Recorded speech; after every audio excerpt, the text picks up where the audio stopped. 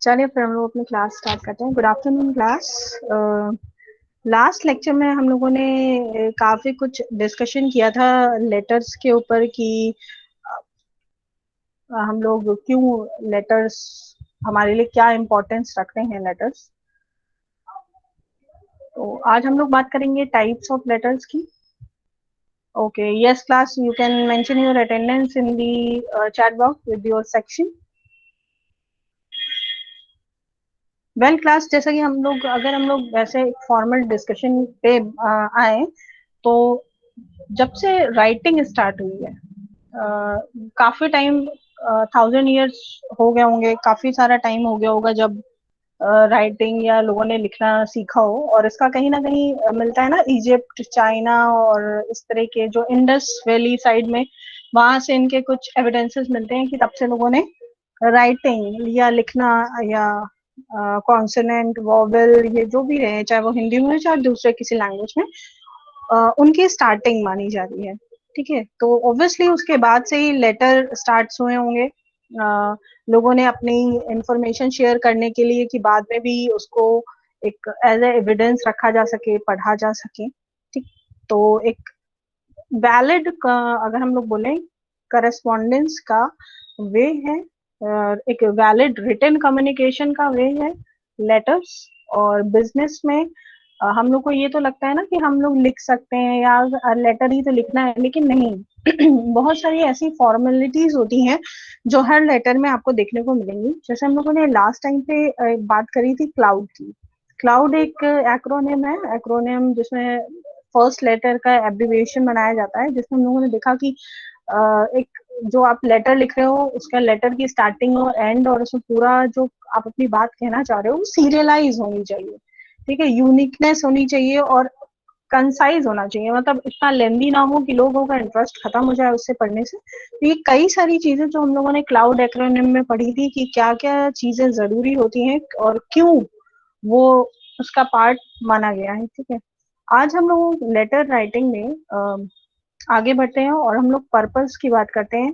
ये पर्पस या काइंड्स या कैटेगरीज सेम ही है। अगर हम लोग बिजनेस लेटर की बात करते हैं तो यहाँ पे काइंड ऑफ बिजनेस लेटर जो मिस्टर एल जॉर्ज साइड के द्वारा दिया गया है, इन्होंने दिए हैं कुछ कैटेगरीज बनाई है इन्होंने कि किस किस कैटेगरीज के हिसाब से लेटर्स को हम लोग आइडेंटिफाई कर सकते हैं कि किस लेटर कौन सा लेटर है। ठीक है, तो सबसे पहले इन्होंने बताया कि on the purpose, on the basis of purpose, यानी आप लेटर क्यों लिख रहे हो, उसका पर्पस क्या है।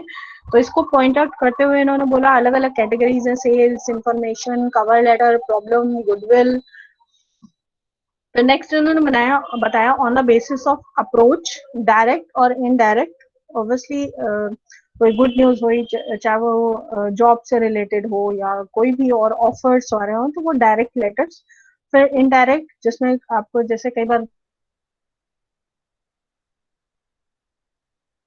हो रहा होता है। ठीक है, तो ये सारे हो जाएंगे बैड न्यूज, यानी इनडायरेक्टली जब आपको कोई अप्रोच किया जा रहा हो। देन उसके बाद उन्होंने बात करी on the basis of official. अगर हम लोग बात करें तो इन्होंने ऑफिशियल में 3 कैटेगरीज बनाई हैं, डेमी ऑफिशियल, फॉर्मल और इंटरनल। ठीक है, फॉर्मल हम लोग सब समझते हैं कि फॉर्मल जब हम बात करते हैं कि अपने एक जहां पर employer, employee, customer, company, supplier, इन सब के बीच में बात हो रही होती है, तो कहीं ना कहीं फॉर्मल जेस्चर्स की बात हो रही होती है, फॉर्मल वर्ड्स यूज होते हैं। तो वहां पर बात होगी तो वो सारे ऑफिशियल लेटर्स, फॉर्मल लेटर्स बोले जाएंगे। फिर इंटरनल यानी विद इन दी ऑर्गेनाइजेशन या आपकी जो भी कंपनी है, चाहे वो अगर बहुत सारी कंपनीज है तो उन कंपनीज के बीच में भी अगर जो भी कॉन्वर्सेशन हो रहे होंगे by the way of letters, तो वो भी फॉर्मल बोले जाएंगे और साथ ही साथ इंटरनल भी। ठीक है, तो उसके बाद है डेमी ऑफिशियल्स, जहां पर क्या होता है कि हम अपने पर्सनल बिहाफ पे किसी को जैसे होता है ना, जैसे चीफ गेस्ट के लिए आपको बुला रहे हैं तो ऑफिशियली बुला रहे हैं, लेकिन वहां पर हम आपको पर्सनल इंटरेस्ट भी है हमारा, हम आपको पहले से भी जानते हैं, तो वहां पे अगर इस तरह के लेटर होंगे तो वहां पे डेमी ऑफिशियल्स भूल जाएंगे। फिर नेक्स्ट इन्होंने कैटेगरी बताई है on the basis of subject, यानी आपका जो मैसेज है उसके बिहाफ पे अगर आप बात कर रहे हो तो उसको बोलेंगे on the basis of subject. फिर है on the basis of correspondence, आप जिनसे करस्पॉन्डेंस करना चाह रहे हो, जैसा करस्पॉन्डेंस करना चाह रहे हो उसके बेस पे। तो बेसिकली इन्होंने 5 कैटेगरीज बताई हैं, 5 काइंड्स बताए हैं। अगर आइडेंटिफाई करें हम लेटर्स की कैटेगरीज बनाए, बिजनेस लेटर की कैटेगरीज बनाए, तो आज हम लोग कुछ प्रॉक्स 10 टाइप्स के या काइंड्स के लेटर्स की बात करेंगे। तो ये सबसे पहले हम लोग बात करते हैं सेल्स लेटर की। हम लोगों ने सबसे ज्यादा सुना है सेल्स लेटर, या सेल्स हम लोग बहुत ज्यादा सुनते हैं। तो basically sales letters are the most common type of letter formats in business. Obviously business में सबसे ज्यादा अगर हो रहा होता है, अगर हम लोग ध्यान दें तो या तो फाइनेंस रिलेटेड चीजें हो रही होती होंगी, कितना निकला कितना आया या इस तरह की चीजें, ठीक, कैश रिलेटेड। या फिर अगर दूसरा सबसे बड़ा काम हो रहा होता है तो वो ऑब्वियसली सेलिंग हो रहा होता है।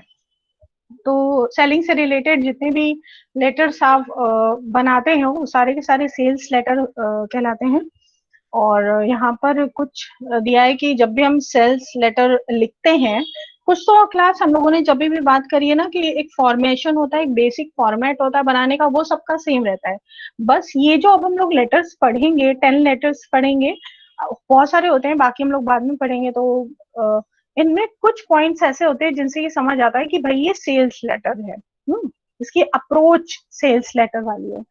तो 3 पॉइंट्स है इसमें। Make the introductory paragraph interesting. जो सेल्स लेटर होता है, ऑब्वियसली आप सेल इंक्रीज करना चाह रहे हो, आप चाहते हो कि सामने वाला जो हमारा कस्टमर है वो हमारा चीज परचेज करे, इसलिए आपने दिखता कि एक बार आप कोई चीज परचेज करो, उसके बाद आपके पास मैसेजेस आने लगते हैं, ऑफर्स आपके बर्थडे पे या कोई मान लो दीपावली पे, ऐसे फेस्टिव ओकेजन्स पे आपको स्पेशल ऑफर्स आते हैं स्पेशली फॉर यू। ठीक है, तो कुछ ऐसा अगर इंटरेस्टिंग सा होता है तो ऑब्वियसली हम उसको पूरा पढ़ने की कोशिश करते हैं। सेकेंड है include a strong profile which mention what you want the client to do. ठीक है, प्रोफाइल स्ट्रॉन्ग होनी चाहिए। जैसे जब भी हम किसी पे से बात करते हैं, तो अगर आप बात करते हो तो हम क्या करते हैं, पहले अपनी इमेज बनाते हैं, पहले अपनी रेपो सेट करते हैं।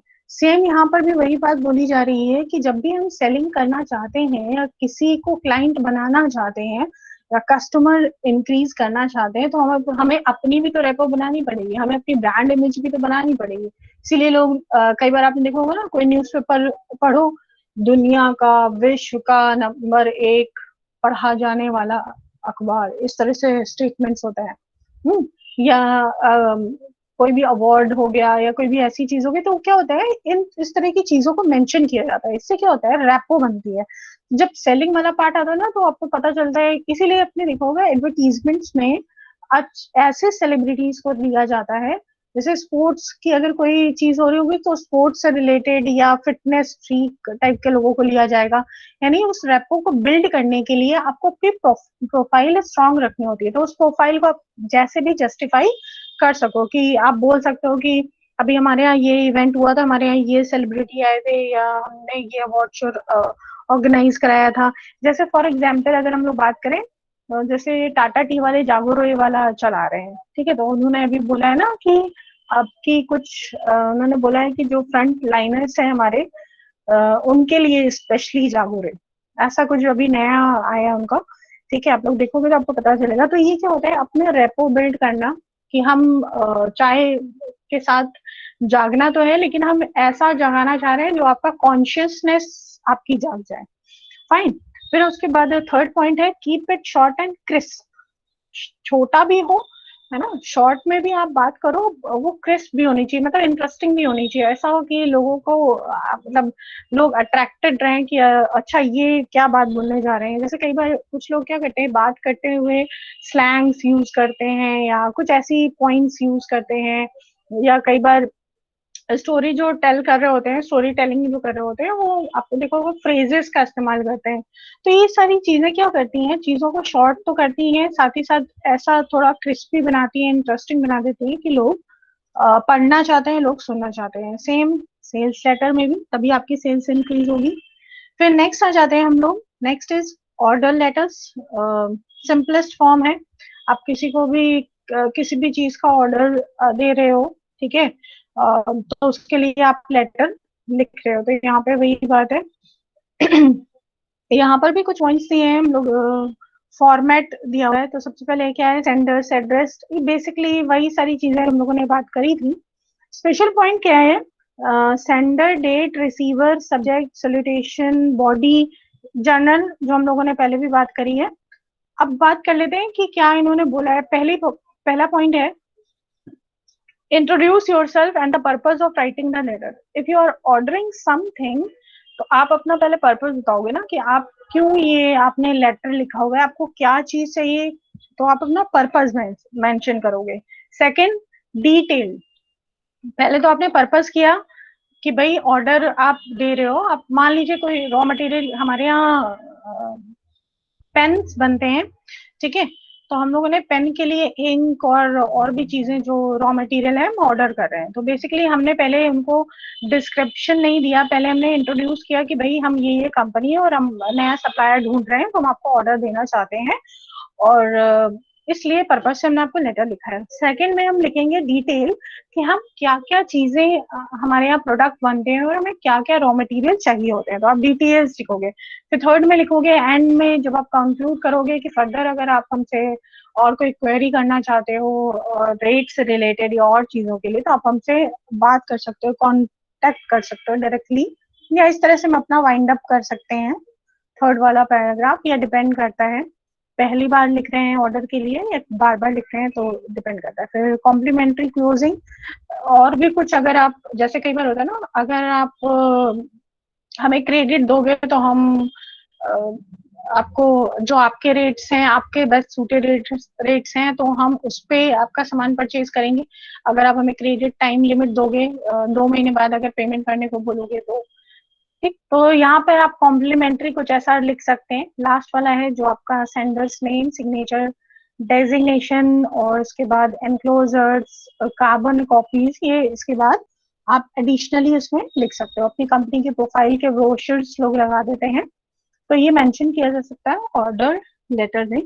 नेक्स्ट है कंप्लेंट लेटर्स, ये हम लोगों को सबसे ज्यादा पता होना चाहिए, क्योंकि हम लोग अभी कंप्लेंट के उसमें है ना बहुत ज्यादा, तो हम लोग को ये पता होना चाहिए कि अगर किसी को कंप्लेन करनी है तो उसका भी एक जेस्चर होता है, लिखने का एक तरीका होता है, कि हम लोग ऐसे ही नहीं लिख देते कि गुस्सा गुस्सा है तो फिर वैसे ही हार्श वर्ड्स, हार्श लैंग्वेज या अब्यूसिव वर्ड्स, हम लोगों को कंप्लेन लिखने में भी इस जेस्चर का ध्यान रखना है कि इस तरह के वर्ड्स नहीं यूज करने हैं।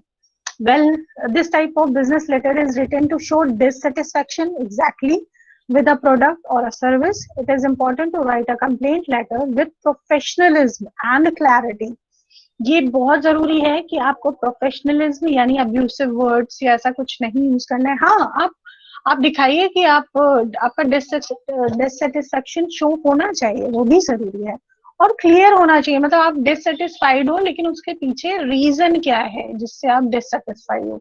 तो प्रोफेशनलिज्म के साथ साथ क्लैरिटी भी शो होनी चाहिए कि आप किस वजह से नाराज हो। This will make your complaint letter stand out, और अगर आप सही क्लियर अपनी प्रॉब्लम लिख पाओगे तो ऑब्वियसली आपकी प्रॉब्लम का सॉल्यूशन भी कंपनीज निकालना चाहेंगी। अदर देन दैट तो क्या होता है, कंप्लेंट्स आती रहती है, पता ही नहीं है लोग क्यों किस वजह से गुस्सा हैं, क्या लिखना चाह रहे हैं, क्या कहना चाह रहे हैं। कुछ कंप्लेंट लेटर के कुछ बेसिक पॉइंट्स हैं जो लिखते वक्त ध्यान रखना चाहिए। First, write the letter with a clear goal in mind. Obviously जो भी हमारा गोल है, जो हमारा पर्पस है, वो हमारे माइंड में होना चाहिए, जिस रीजन से हम लिख रहे हो। ऐसा ना हो कि गुस्से में डांटने के चक्कर में हम अपना गोल ही भूल जाए। Use a strong tone but do not be rude, ठीक है, जो हमारा टोन हो वो स्ट्रांग होनी चाहिए। होता है ना, जैसे हम लोग जब किसी से बात करते हो तो गुस्सा होते हैं तो बोलते हैं अच्छा, ठीक है, मतलब थोड़ा सा हार्शली बोलते हैं, तो आप यहाँ पे बोल तो नहीं पा रहे हो ना, लेकिन आपको लिखना है, तो जब हम लिखते हैं तो लिखने में हम थोड़ा सा स्ट्रेट हो जाते हैं। पहले क्या होता है, हम्बलनेस से we will be highly obliged, will humbleness, और इस तरह के वर्ड्स हम लोग यूज करेंगे। लेकिन जब हम कंप्लेंट लेटर लिखते हैं तो हम हम्बलनेस नहीं दिखाते उतना ज्यादा, तो वो कहीं ना कहीं स्ट्रॉन्ग टोन में आ जाता है।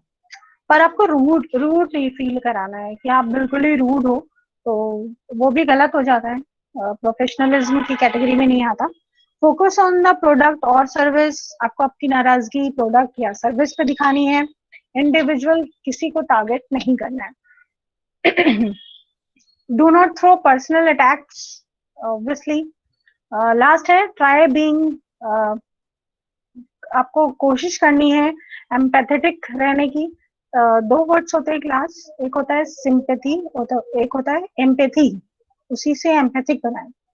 सिंपैथी क्या होता है, जब आप बाहर से किसी को मॉरल सपोर्ट दे रहे हो, ठीक है।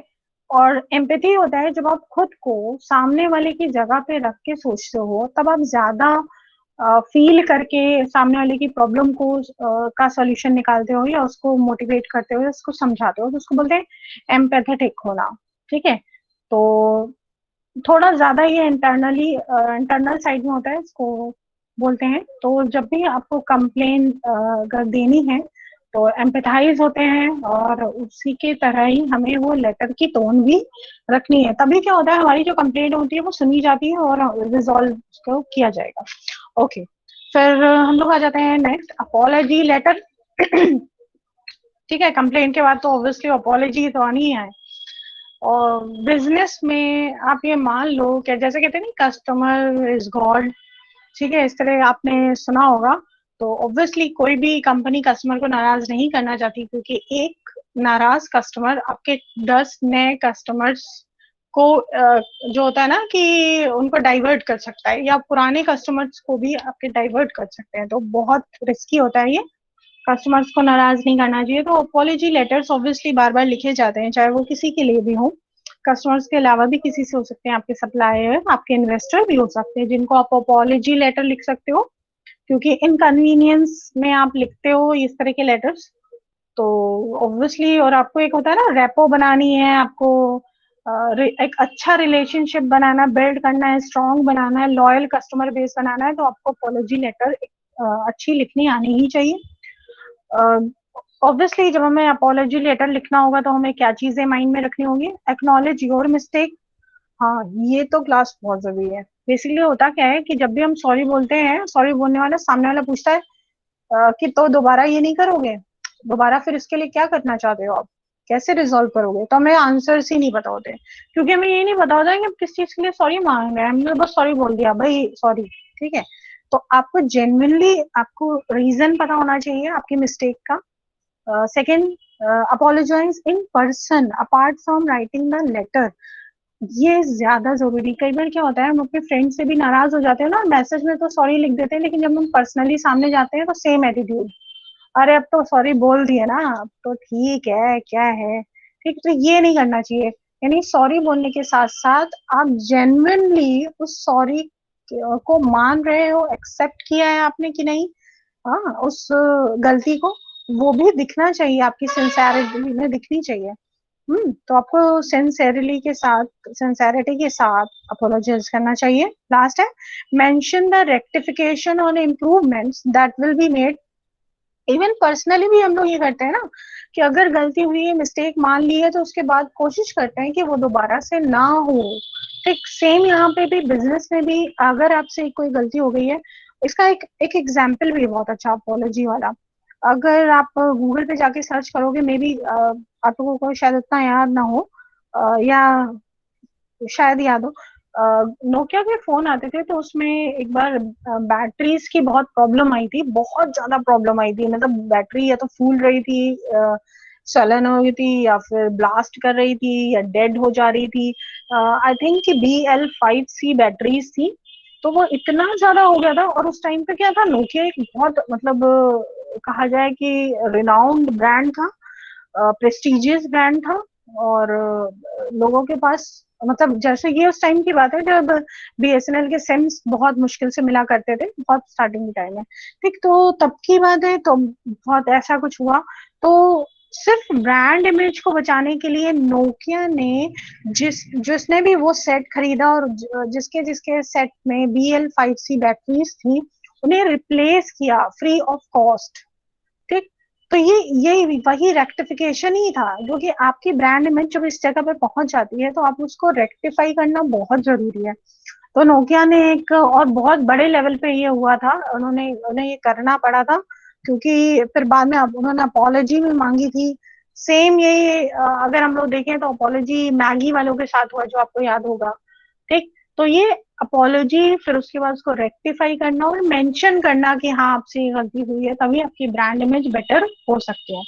तो ये बहुत जरूरी पार्ट होता है। नेक्स्ट आता था demand of delivery, delivery letter.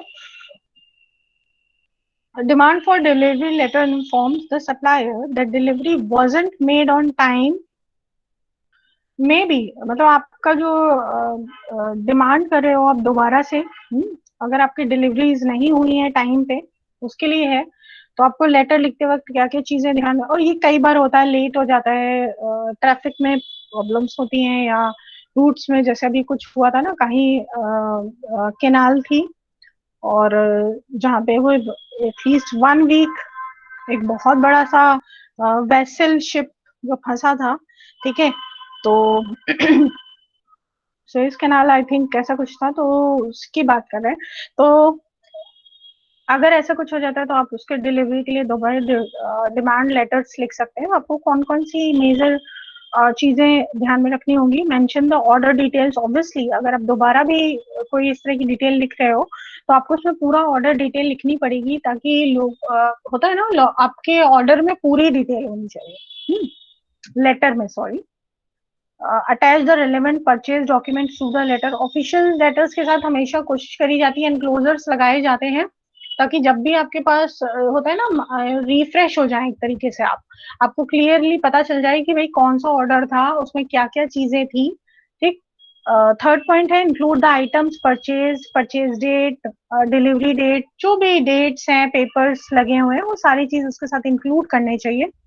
और जो आपकी टोन रहेगी, जो आपका बात करने का जो भी आप उसमें इंफॉर्मेशन भी दोगे, तो सारी बीइंग एज अ प्रोफेशनल देना चाहिए। और फर्म के बारे में कि आपकी रेपो ऐसी है, लोग लिखते हैं ना कि आप लेट कर रहे हो, तो हमारी भी रेपुटेशन की बात है, आपकी भी रेपुटेशन की बात है, अगर आप लेट करोगे तो नेक्स्ट टाइम हम उतनी लॉयल्टी के साथ आपके साथ काम नहीं कर पाएंगे।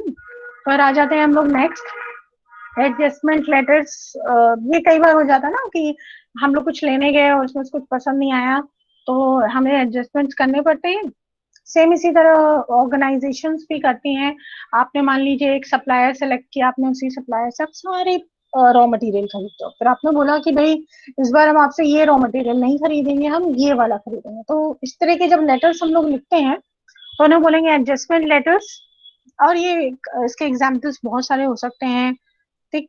और ये जरूरी भी हो जाता है, क्योंकि बिजनेस में बहुत सारे लीगल टर्म्स होते हैं, और अगर कहीं ये पाया गया कि आप किसी को किसी चीज के लिए क्लेम कर रहे हो, लेकिन आपने ऐसा कुछ उसको पहले नहीं बताया, जैसे टाइम आपने चेंज कर दिया, ठीक है, या आपने डिस्काउंट्स ऑफर किए थे वो नहीं दे रहे हो, बहुत सारी चीजें अगर आप कुछ चेंजेस कर रहे हो, तो उसके बिहाफ पे एडजस्टमेंट लेटर आपने लेटर में मेंशन किया है या नहीं किया है, तो ये जरूरी हो जाता है बताना।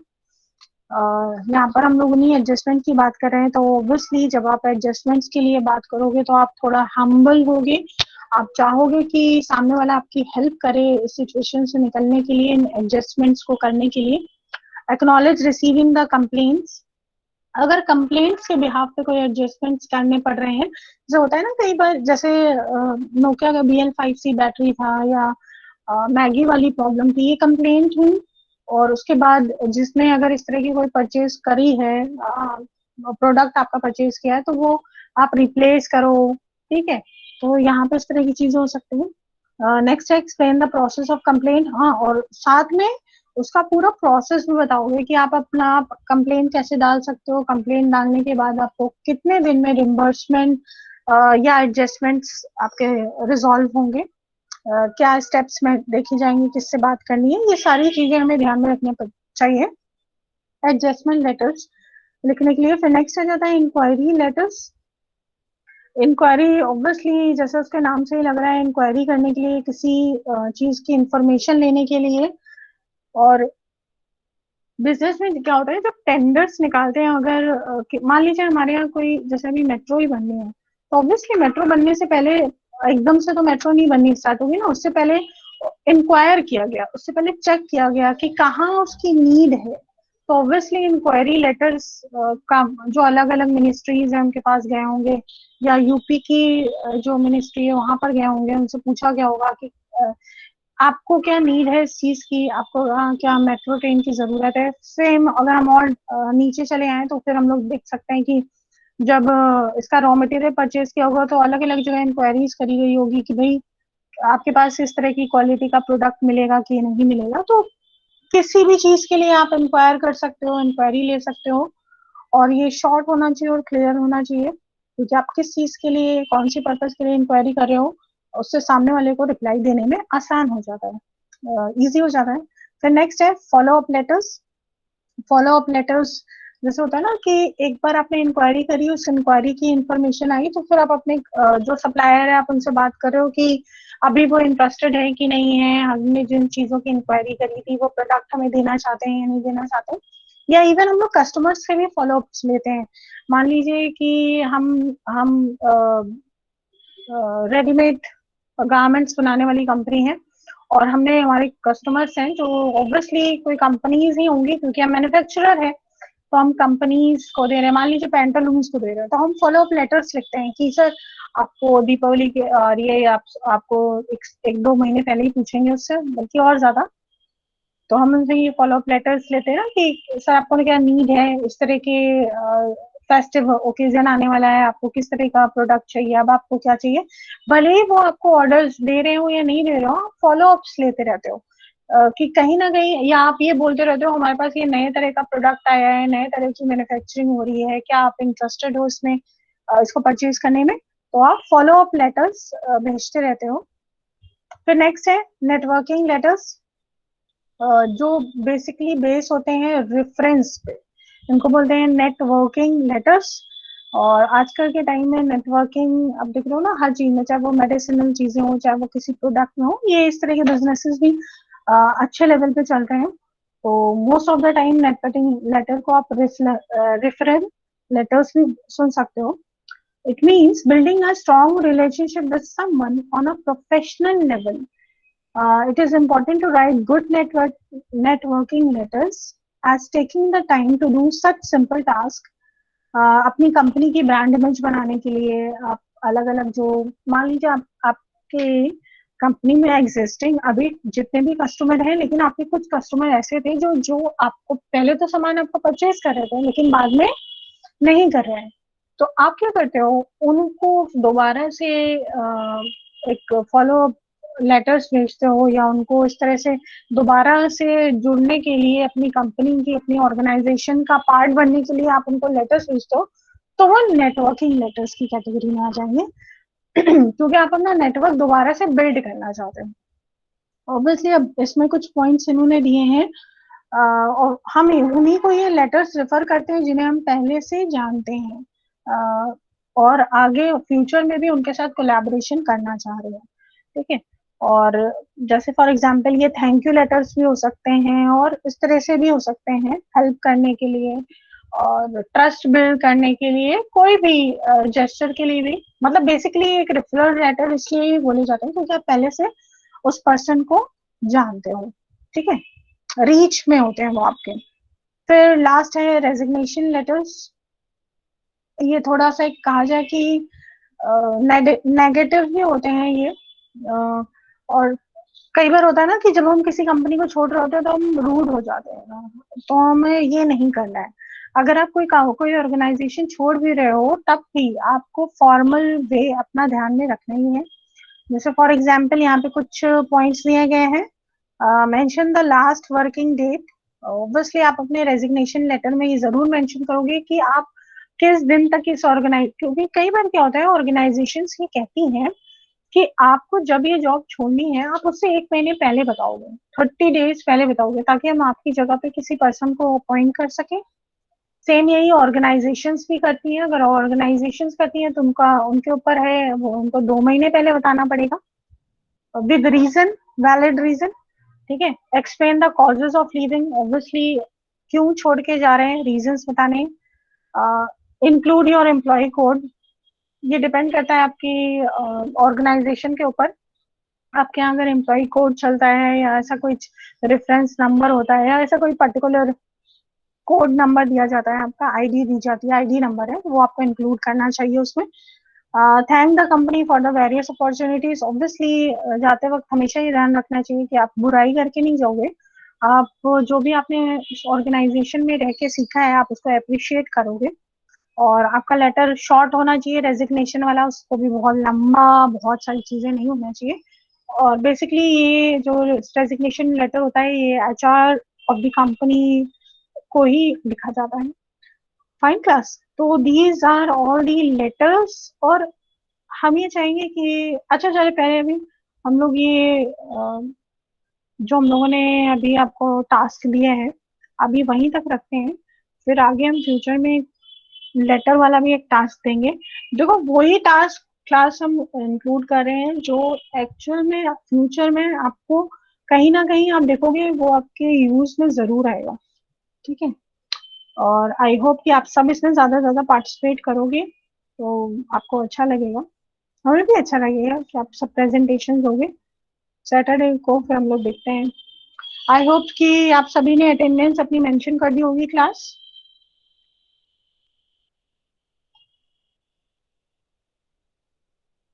सभी ने दे दिए। मनीषा, नमन, प्रत्यक्ष, फैसल, शिवहरे, मानसी, कार्तिक, तनीषा, श्रुति, मयंक, हर्ष, तरुण, ऋषभ, निशिता, मुकेश, साक्षी, हनिका, शुभम, प्रियल, शशि, कार्तिकेय, प्रखर, तेजस, तान्या, शिवानी, शांभवी, दिव्यांशी, उत्कर्ष, प्रेजेंट मैम। सूरज, लक्ष्य।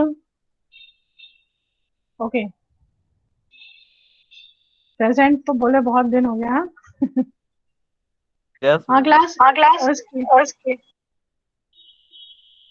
इसके अलावा और कोई है जिसका अटेंडेंस मेंशन करनी है तो जल्दी से कर दीजिए।